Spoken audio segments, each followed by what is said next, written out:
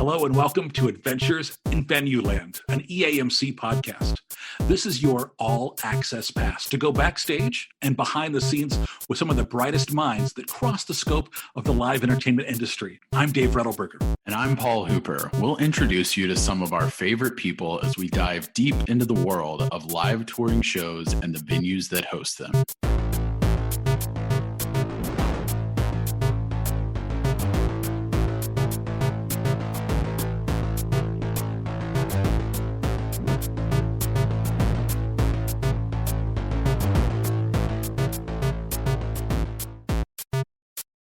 Our adventure today takes us to Bridgestone Arena, which many of you know is in Music City, Nashville. We're going to check in with a different kind of guest. You know, a lot of times we're talking with guests who have been in the industry 10, 20, 30 years, but it's not often we get to talk to somebody who's brand new in the industry. And I think that's important, right? Because it's a fresh perspective, especially for people who are trying to break into the industry, or even if you've been around for a while, to hear, you know, the perspective of somebody who's just decided for God knows what reason. Let's find out. We're going to check in with Mark Salazar. Mark is the arena marketing assistant with the Nashville Predators. Mark, welcome to the podcast. Hi, nice to be here. So you are brand new here in your current role. Tell us about what you're doing there in Nashville. Yeah, I just moved here a couple of months ago to work for Bridgestone Arena and the Nashville Predators. I'm their arena marketing assistant. I kind of get to do a lot of different things: socials, emails, website stuff, escorting media around for concerts and events, and just getting to do all the things that no one thinks about that needs to be done. Yeah, and there's a lot to do in Nashville, right? So in addition to the shows and everything happening there, are you doing some of the stuff with the award shows too? Unfortunately, not this year. You're not trusted with that yet. I actually lost my credentials like the day before the CMA Awards. No, you got to tell us that story. Tell us that story, Mark. So sure it's an exciting story, but I'm just 20-something and a guy, and I was just not being careful, and I had it in my jacket, took off my jacket, didn't secure it properly, and I checked and it was gone. And I looked around, couldn't find it. Are you terrified? Do you feel like at that moment you're going to lose your entire job and your entire career? Yes, I was really anxious over it. But luckily, everyone here is super sweet. And they're like, it happens. Like, no one made me feel bad about it. So I feel like that just says a lot about them. And that's really nice. Paul Hooper, have you ever lost a credential for a show? Because I have. I remember one time early on in my run here at the arenas, I was working a UFC event. And instead of having a little plastic pouch, I'd actually attached the credential to one of the little plastic clip things. And I was running around checking on media at all these different spots and looked down and my credential is just gone. And it was just pure terror. Oh, geez. I'm trying to think if I have. I think there have been a couple times where before I got wise to the plastic pouch, right. When I was, like a coordinator, we would like just get those little laminates and do like a hole punch and then hook it through the hoop, which is not the greatest because, that wears. And as you're running around, it's flopping back and forth on your neck or on your belt or wherever you have it secured, it breaks that hole. So I think there was a couple times where, I sat down at a desk or I was running around the office and I was like, what the hell? And then I luckily found it on like the floor or something. But I do think that's kind of par for the course. It's going to happen, All right. So, Mark, you invested in the pouch since then, right? Not yet. Luckily, it was not luckily, but it was my arena credential. So your face is on. Deactivate it. Yeah. Someone out there has my face and my badge, but can't get in the building. eBay, here we come. Hey, Mark, one place you didn't lose your credential was EAMC, where we kind of got to know you first not too long ago, right? You were a marketing intern for us. A lot of people who are listening to the podcast may be the chance to meet you recently in Minneapolis. Yeah. Back in June, that was really incredible. Really busy. Really nice to see everything, kind of like the planning you guys did before, kind of the different things and different steps you guys take to make everything possible, and just getting to see how fun everything is and how nice everyone is as well. So, Mark, how did you end up in Nashville from there?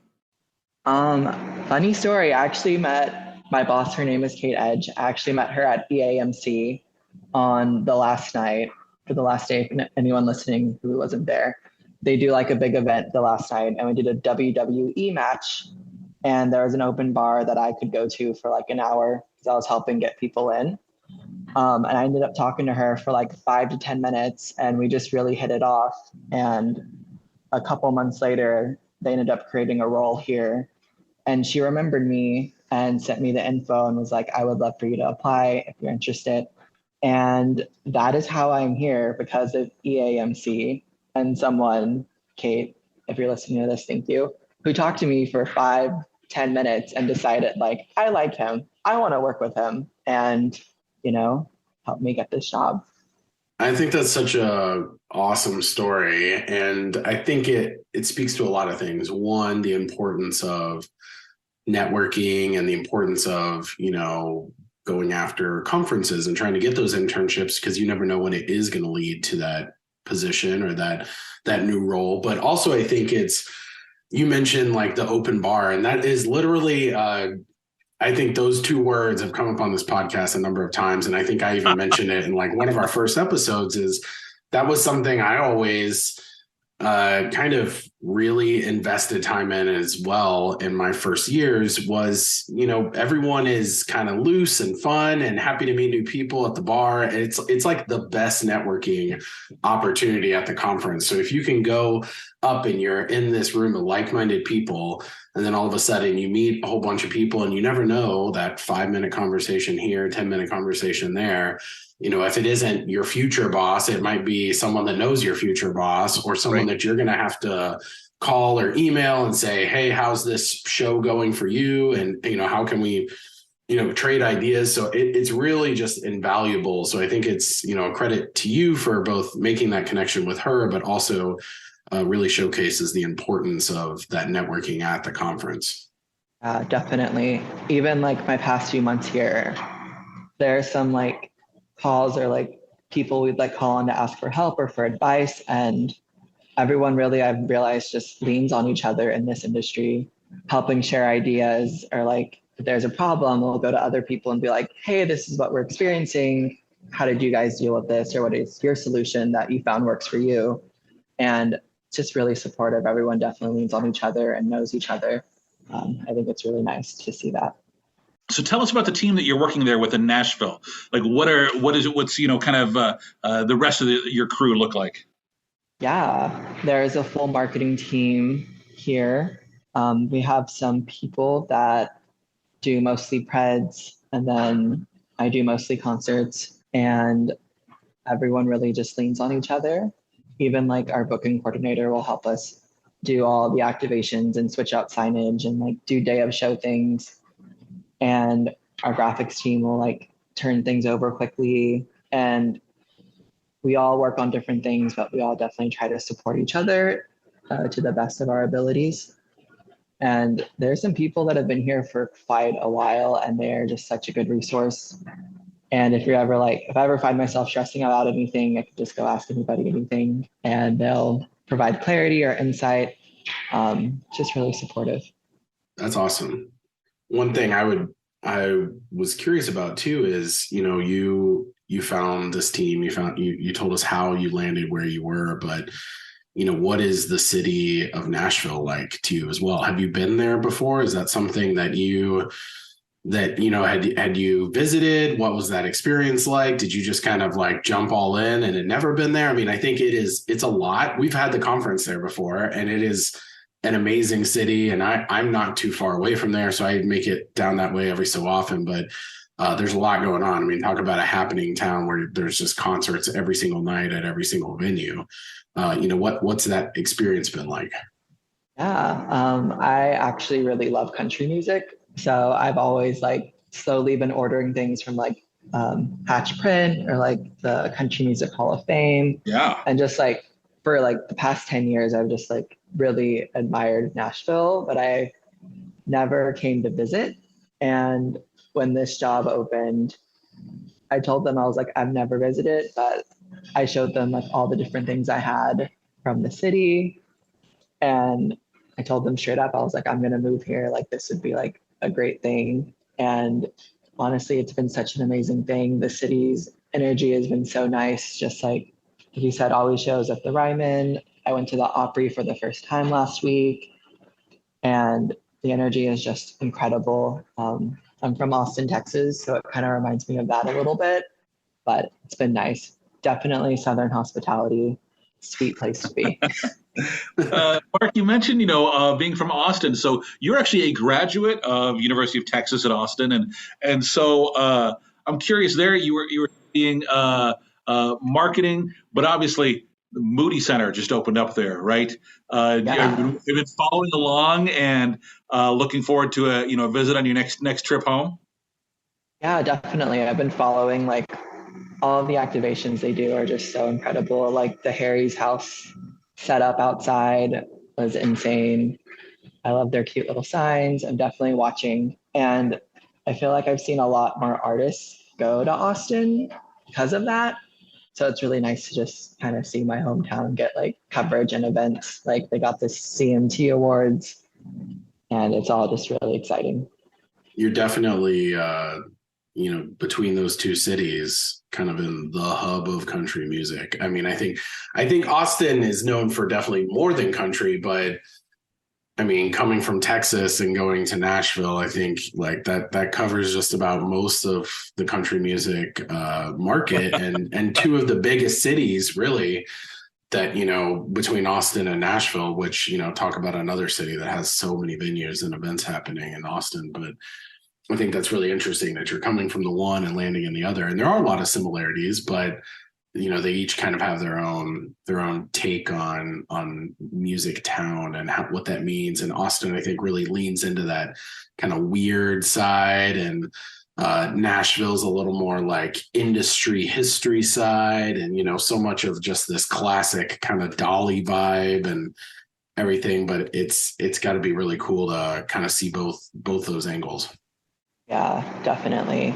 I actually did the like Country Music Hall of Fame tour, and they took us to Studio B, RCA, one of the studios over there, and I did like a tour, and they like took you in, and they're like, this is where Elvis recorded, and like all these other artists. And Nashville just has such a rich history, and I think one of the cool things is that they have like labels, and like they have their own branches here, which is something Austin doesn't have. Like that many of, there's just a lot of, like you said, music industry representation here. So, Mark, when you're at Austin, did you know you wanted to get into the live entertainment industry? I've always been fascinated by it. I actually saw when I was like 13, I saw Taylor Swift's documentary, Journey to Fearless. And that was the first time in my brain that I was like, there's so much that goes on to putting on a live event and a tour. There are people who build the stages, people who work the doors, dancers, and all of this other things that go into that you just don't think about when you're younger. That put things in perspective for me. And ever since that moment, I kind of saw things in a different light. I saw things as being that's somebody's job. Someone got paid to make that happen.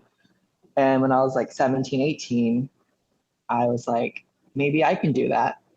How can I do that? What does that look like? And as we all know, there's no set map or formula in getting in this industry. So you just kind of figure it out and hope for the best, and trial and error, everything. Yeah, we're all still trying to figure out the map. Hey, so you're there at the University of Austin, and you kind of get yourself involved in a few different things. Tell us about your time with Cheer Austin. Oh yeah, that's an adult cheerleading team. It's a charity cheerleading team. We raised money for different groups, usually LGBT groups.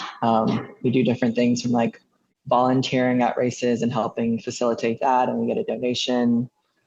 We've done wrapping presents at Barnes and Noble, just like anywhere that will have us and help us like get brand recognition or get out in the community, or donate us money so we can in turn give that money back to a local charity. And we also did performances as well. We performed at Austin Pride. We like practiced the whole year and like did a routine. Did you have a cheer background before that? I cheered for a few years in high school. high school cheer, and we did a little bit of competitions as well. Was it like the Netflix show Cheer? Was it intense like that? Did you have a Coach Monica on your back? No, it was really chill. We were all That's adults. a deep reference, Dave. I'm now wondering how much you know about the show Cheer. We had the tour come through Columbus, so I had to do a deep dive. Okay, sure, yeah. Yeah, it was chill. It was very chill. I'm thankful. Everyone there was super nice. That's so cool. Is there a group like that in Nashville that you've tried to look into, or are you gonna start your own? I think there might be one starting. I saw it listed somewhere. There's like this thing called PCA, which is Pride Cheerleading Association. And I saw a Cheer Nashville one, and I emailed them a couple months ago, and I don't think they've emailed me back, but I think there could be one. Who knows? I might do it. Time will tell. So, Mark, from there you kind of get your feet into the business a little bit. Talk to us about, obviously Austin's a great place to break into the music industry. Talk to us about your time with C3 Presents.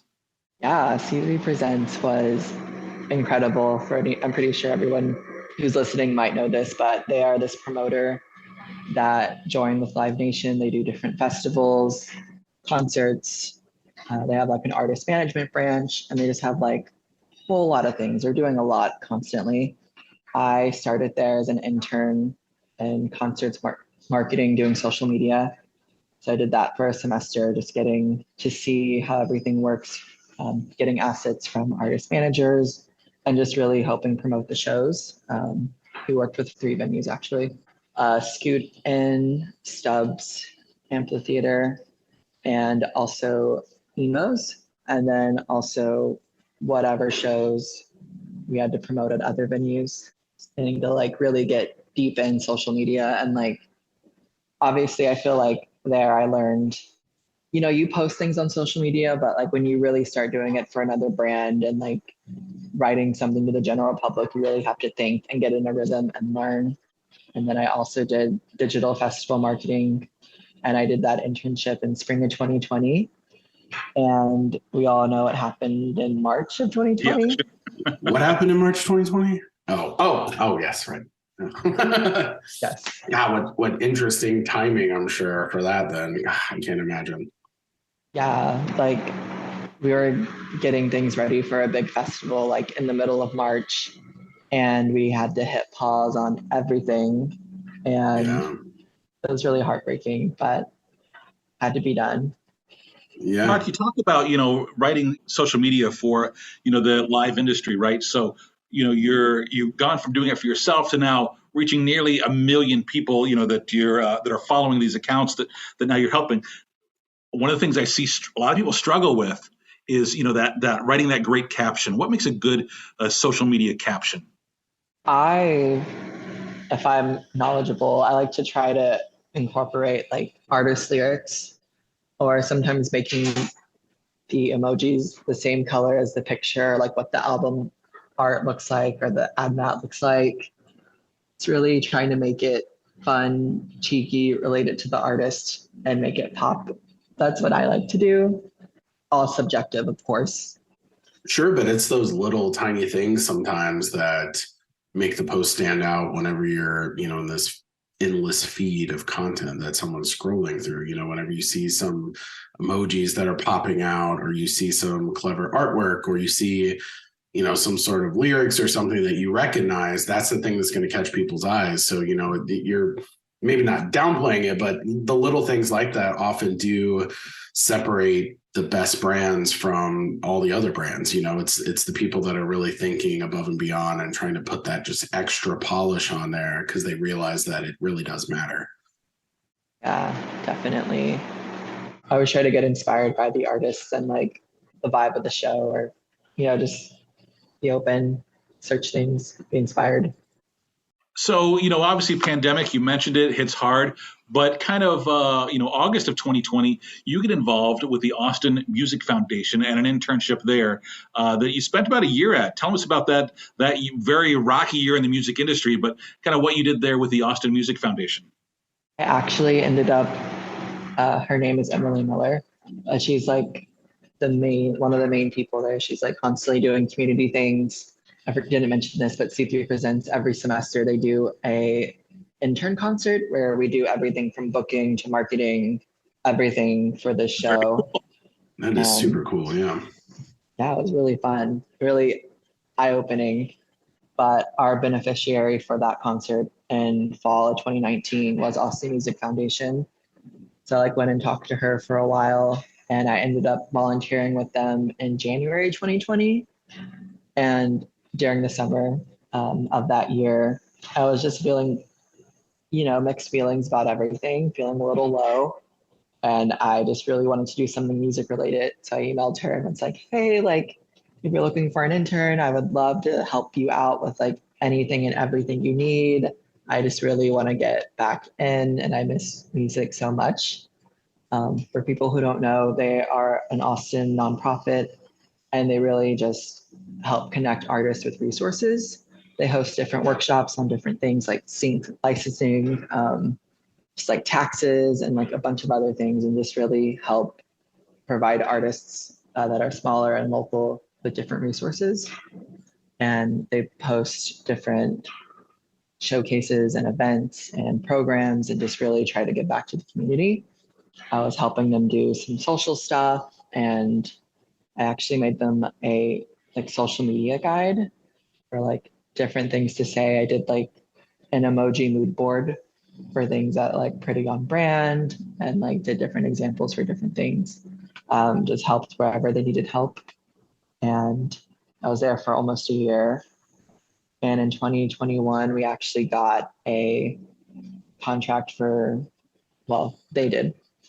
They helped book local acts for the Austin rugby team. So we'd have like a little like table and setup and stuff. Yeah. So like before every rugby game, they would do live concerts from local musicians, and they gave AMF a budget and they got to book local artists to play.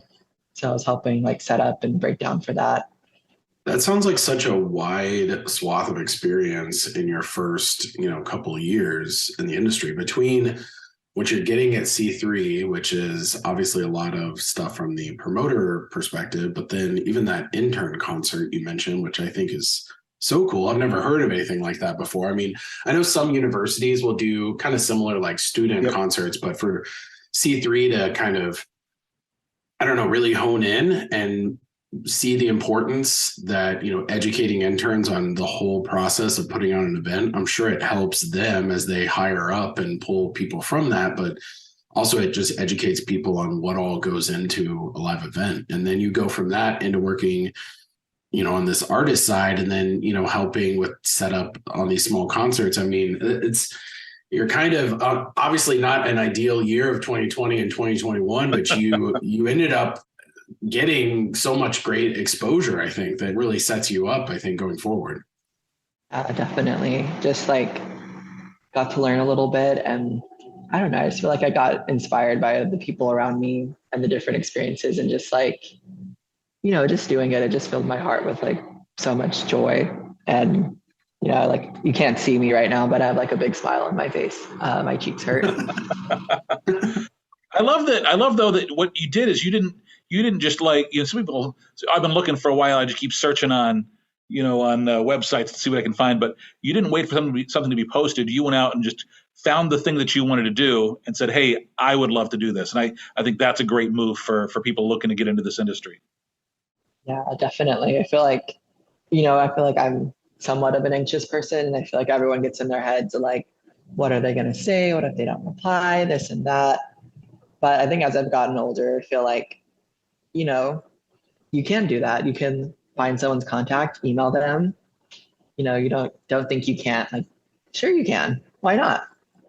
Yeah, and what's the old Gretzky quote? You miss 100% of the shots you don't take. So I mean, it's one of those things that I hear you. I'm right there with you. I tend to get in my own head a lot, but as soon as you tell yourself, it doesn't hurt to send someone an email. The worst that's going to happen is either A, they're going to ignore you, or they might politely respond and say, hey, we don't have anything open, but I know this other person that's hiring, or, hey, we might have a position in 6 months or something. So I think there's so much to be gained from, shooting that shot and taking that seeing shot. where it lands. Yeah. 1,000%. I used to have a very like, I can't do that mindset. And I would talk to my professor like during office hours and be like, I was thinking maybe I could do this, but I don't think I can. And she's like, sure you can. I'm like, no, I can't. And like we'd go back and forth. And like after that semester, I kind of got in the mindset of like, yeah, I can. How can I do that? What would that look like? Go for it. It's great to have those people in your life that make that difference. One of the things that, through this whole time, you're also doing a couple other jobs, so you're building experience every way you can. A lot of times tell us about the Austin Radio Network, and you're almost 5 years there. Yeah. I started as an intern in 2018 and I stayed throughout that year. And I kind of just kept working their events. Like they'd have showcases, they'd have festivals, and they'd have like different events. So I'd always come back as a paid staff member and work their events every year. That was my first internship ever. I remember doing my cover letter and writing, what is a cover letter?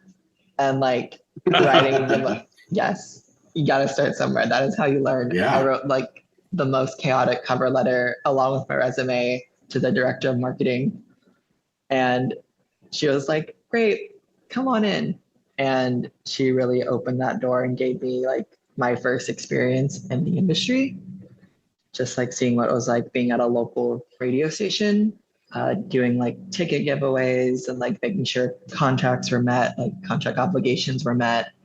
And just seeing all those weird things that we do, like radio remotes, like getting things ready to go do a remote broadcast from a sponsorships establishment, doing contests and like enter to giveaway, enter to win things, and all those weird things that you just don't think about. Getting to see that side of the industry. One of the things that when I'm hiring someone new into the industry that I love is, number one, longevity at a job, which is tough when you're young, right? So they actually show that you can commit to a gig. But also, I love people who worked in food service, because if I'm hiring and I see somebody, they spent a couple years working at a restaurant through college or high school, I know you're not afraid to get your hands dirty and work hard, and you've actually got some people skills, because you got to have people skills. So you just recently, I guess when you moved to Nashville, all through this whole experience, all the stuff were doing, you were also working as a server at Home Slice Pizza in Austin. Yeah. Yes, I was. I'd actually been in the food industry for like 8 or 9 years. Life is not a linear model. I took some years off of school and got back in it like the past few years, but I've been working in food industry for like 8, 9, 10 years.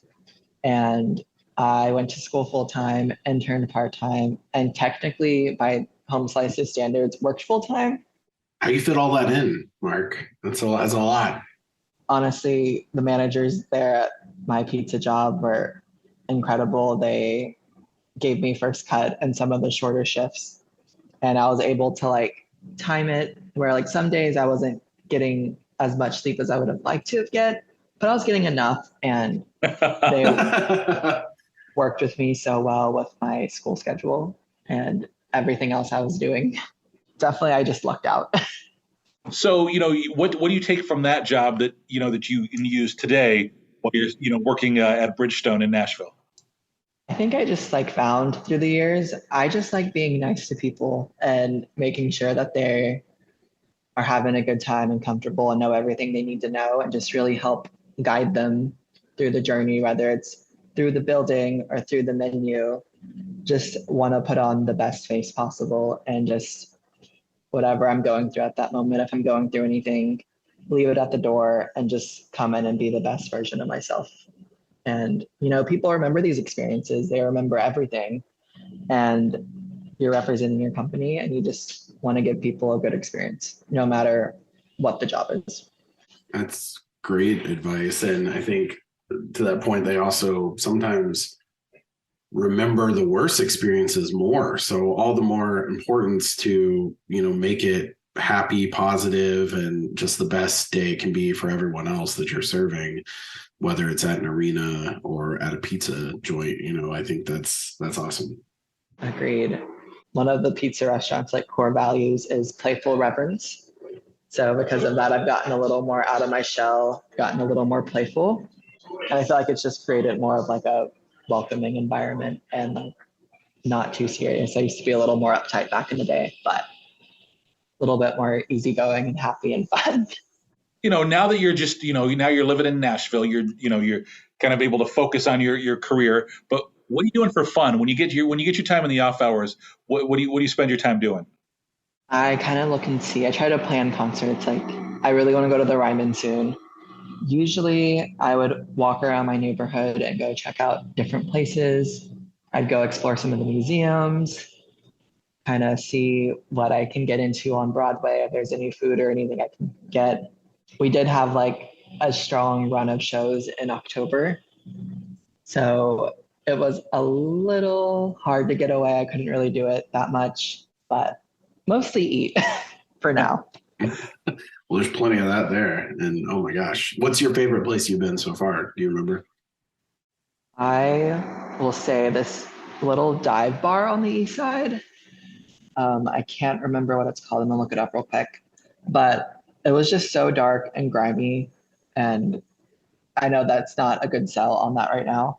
But I went there for brunch and had such an incredible sandwich at like this dark dive bar. It's called Lakeside Lounge, at Lakeside Lounge. And like everyone's super nice. Food was great. What else do you need? Yeah, right. There you go. That's all of it. Well, now here you are in Nashville, becoming the expert local. Lots of great stuff to check out. So, Mark, I know people can find you on the socials, but if they want to find the work that you're doing on Bridgestone, give us the Bridgestone plugs. Yeah, definitely. So on Instagram, we are Bridgestone Arena Official. And then on Twitter, we are Bridgestone Arena, but we are missing an I and an E, the first E in Bridgestone, because of Twitter's limits on names. Dang it, Twitter. Yeah. Classic. Yeah. Come on, get that changed for you. Come on. I know. Who knows what's happening these days? All right, Mark. Hey, before we let you go, let's wrap things up and hit you with the fast five. 5 quick questions, looking for your instant response. What was your very first concert? It was terrible MySpace bands. Actually, they're not terrible. Never Shout Never and The Main. There you go. All right. How about your favorite concert? Favorite concert, tie in between Maren Morris, Casey Musgraves, and Taylor Swift. It's a 3-way tie. That's a great group. I saw Maren this summer. It was actually a really good show. How about what's the last TV show you binged? I'm currently binging for like the 3rd time Sabrina the Teenage Witch. The original? Nice. The original. The 90s one, Melissa Joan Hart. The 90s one. Yeah. Okay. What's the best thing you can cook? Chicken stir fry. Chicken stir fry. Nice. Last question, Mark. What is your theme song? You get your own TV reality show. Cameras follow you all around your new adventures there in Nashville. What's the song that plays over the opening credits? Despite my holding back in this podcast interview, Overshare by Kelsey Ballerini. Make of that what you want.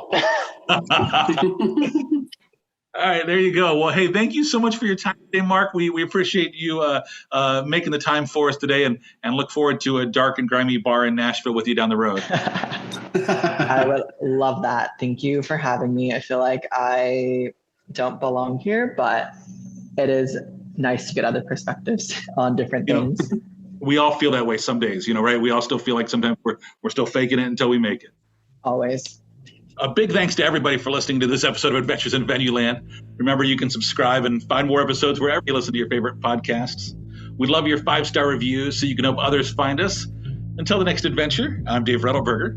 And I'm Paul Hooper. Thanks for listening, everyone. See you in Nashville.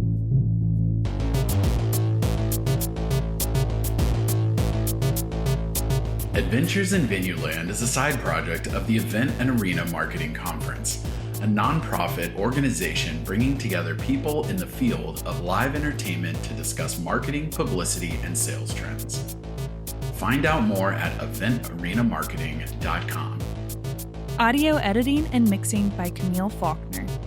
Design and digital advertising by Megan Ebay. Copywriting and publicity by Samantha Marker. Guest booking and brand strategies by Paul Hooper. Guest research by Dave Rettelberger. Marketing strategies by Paul Hooper, Megan Ebeck, and Samantha Marker. Thanks for joining us. Until the next adventure.